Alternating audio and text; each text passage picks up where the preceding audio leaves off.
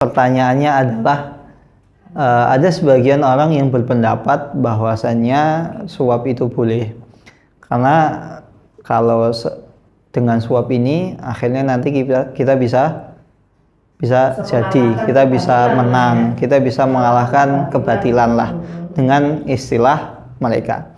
Ya, saya jawab pertama, keburukan itu tidak bisa dilawan dengan keburukan. Sesuatu niat baik ketika dimulai dengan keburukan, maka akan melahirkan keburukan setelahnya. Tidak mungkin orang ketika misalnya nyuap sekali nyogok sukses, akhirnya kita menang, oh besok bisa dong gitu, akhirnya ketularan. Maka keburukan itu tidak bisa dimulai dengan walaupun kita menginginkan kebaikan, tidak bisa dimulai dengan keburukan. Apalagi loh, kan demokrasi itu kan begini dan begitu, ini kan sistemnya buruk dan lain sebagainya. Ya sudah tahu buruk, ya jangan dimulai dengan keburukan, karena kalau keburukan dilawan dengan keburukan, yang ada malah tambah buruk. Kemudian itu ketiga, memang ada sebagian ulama yang mengatakan bahwasanya suap itu boleh.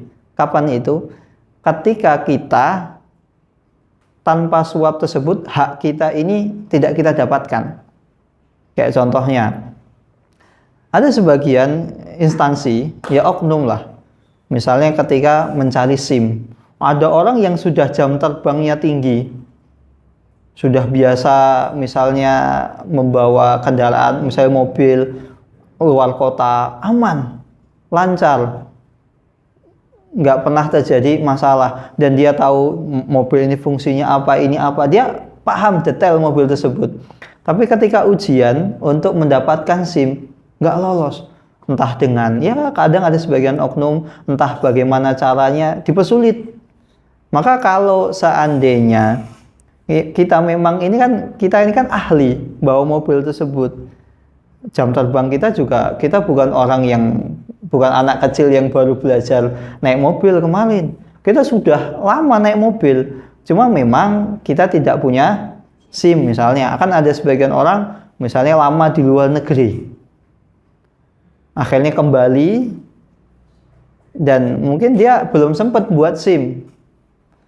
Nah, kemudian dia ikut tes SIM gagal terus. Padahal dia jam terbang dia membawa kendaraan tersebut itu sudah tidak perlu diragukan. Nah, bagaimana kalau seandainya agar saya dapat SIM, agar saya dengan SIM ini saya bisa berkendara kemanapun dengan tenang, tidak kena tilang, kemudian saya bisa mengantarkan saudara-saudari saya dengan SIM ini saya bisa mencari pekerjaan, bisa jadi sopir dan lain sebagainya. Kalau salah satu jalannya kecuali dengan nyogok, itu dibolehkan. Karena apa? Asalnya dia berhak untuk mendapatkan hal tersebut, haknya. Kalau haknya itu tidak diberikan dan diberikan kecuali dengan sogok, ya kita beli berapa. Tapi bukan berarti kita membolehkan sogok tersebut, kita tetap menganggap bahwasanya itu sogok itu haram.